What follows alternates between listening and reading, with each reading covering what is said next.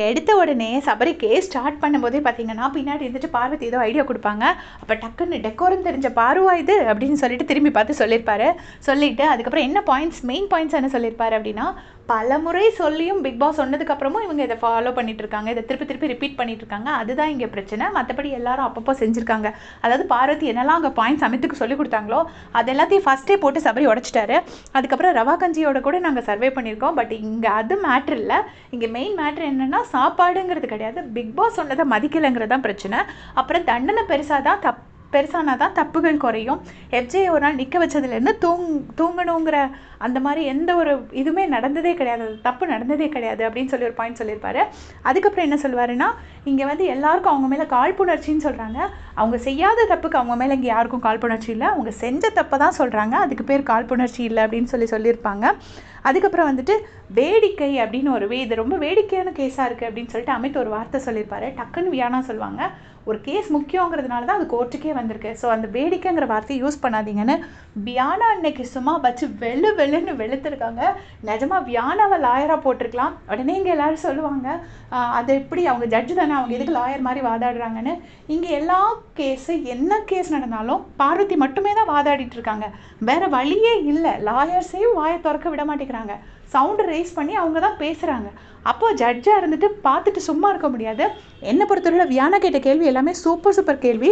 First எடுத்த உடனே சொல்கிறாங்க, நாங்கள் வந்துட்டு இங்கே எல்லாருமே இந்த வீட்டில் வந்து நிறைய தப்பு பண்ணியிருக்காங்க, மைக்கு மறைச்சு பேசுனது நாங்கள் மட்டும் கிடையாது, எல்லாரும் பேசியிருக்காங்கன்னு சொன்னோடனே, அப்போ எல்லாரும் தப்பு பண்ணால் நீங்களும் அந்த தப்பு பண்ணுவீங்களா பார்வதி அப்படின்னு சொல்லிட்டு வியானா ஒரு கொஸ்டின் கேட்டிருப்பாங்க.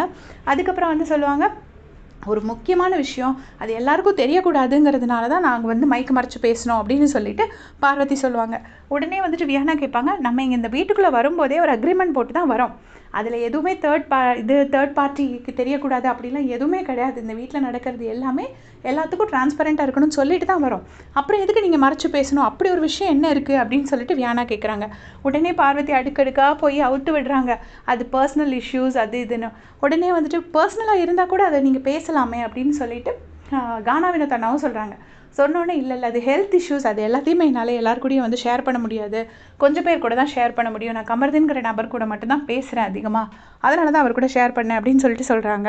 அப்புறமா வியானா கேட்குறாங்க, முழு மனதோடு தான் நீங்கள் அந்த பனிஷ்மெண்ட்டை பண்ணீங்களான்னு கேட்டோன்னே, ஆமாம்மா நாங்கள் அப்படி தான் பண்ணோம், அப்போ நான் ஆனால் என்னென்னா நைட்டு வந்து பண்ணணும் அப்படின்னு சொல்கிறாங்க. உடனே வந்துட்டு வியானா சொல்கிறாங்க, நீங்கள் நினைக்கும் போது பண்ணுறதுக்கு பேர் பனிஷ்மெண்ட் கிடையாது, பனிஷ்மெண்ட்டுங்கிறது கொடுக்குற நேரம் பண்ணணும், அது உங்களுக்கு ஒரு மாதிரி சங்கோஜமாக தான் இருக்கணும், அந்த சங்கோஜப்பட்டுட்டே பண்ணுறதுக்கு பேர் தான் பனிஷ்மெண்ட் அப்படின்னு சொல்கிறாங்க.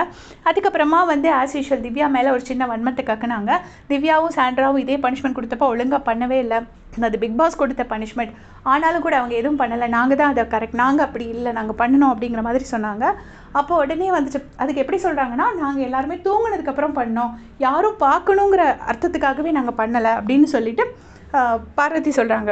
உடனே வியானா சொன்னாங்க, அவங்கவுங்க பண்ண தப்ப அவங்கவுங்க அந்த பனிஷ்மெண்ட் அனுபவிச்சுக்குவாங்க, அதை பற்றி நீங்கள் பேச வேண்டாம் அப்படின்னு சொல்லிட்டு வியானா அதுக்கும் ஆஃப் பண்ணிட்டாங்க. அப்புறம் வந்து ஒரு சக போட்டியாளர்கள் எங்களுக்கு கொடுக்குற தண்டனையெல்லாம் நாங்கள் செய்யணும்னு அவசியம் கிடையாதுன்னு பார்வதி சொல்லுவாங்க. உடனே இதே சக போட்டியாளர்களுக்கு தான் உங்களால் முட்டையும் பாலும் போச்சு அப்படின்னு சொல்லிட்டு வியானா சொல்லுவாங்க.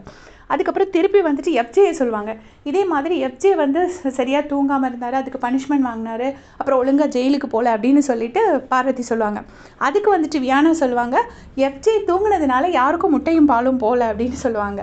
அதுக்கப்புறம் பார்வதி சொல்லுவாங்க, இந்த மாதிரி அரோரா வந்து தூங்குனா அரோராவும் துஷாரும் மைக் மறைச்சு பேசியிருக்காங்க, அதுவும் தப்பு நடந்திருக்க தான் செய்யுது அப்படின்னு சொல்லிட்டு பார்வதி சொல்லுவாங்க. உடனே வியானா சொல்லுவாங்க, துஷாரும் அரோராவும் பேசினதுக்கு தான் அவர் கேப்டனாக இருந்துட்டும் அதை பண்ணதுக்கு தான் துஷாரோட கேப்டன்ஷிப் பதவியே பறிக்கப்பட்டுச்சு அப்படின்னு சொல்லிட்டு வியானா சொல்லியிருப்பாங்க. ஒன்று அவ்வளோ செருப்படி பதில் தான் கொடுத்தாங்க. பட் கரெக்டு தான், ஜட்ஜாக இருந்துட்டு யாரோ ஒருத்தர் கொடுத்து தான் ஆகணும், இல்லைனா வந்து 24 ஹவர்ஸுமே பார்வதி மட்டுமே பேசுவாங்க, எந்த லாயரையும் பேசவும் விட மாட்டாங்க. அமித் போட்டு கெஞ்சறாரு, பார்வதி ஜட்ஜுக்கிட்ட பார்த்து பேசுங்கன்னு. அதுக்கப்புறம் என்னென்னா கானா வினோத் அண்ணாட்ட பெர்மிஷன் கேட்டுட்டு பார்வதி பேச ஆரம்பிச்சிட்டாங்க. ஜட்ஜம்மா உங்களுக்கு தெரியாதது ஒன்றுமில்லை, பக்கத்தில் உள்ள ஜட்ஜு பேச சொல்கிறாரு, அதனால் நான் பேசுவேன்னு சொல்லிட்டு பேசிகிட்டு இருக்காங்க. இன்னும் கேஸ் போயிட்டு தான் இருக்குது, பார்த்துட்டு அப்டேட் பண்ணுறேன். தேங்க்ஸ் ஃபார் வாட்சிங்.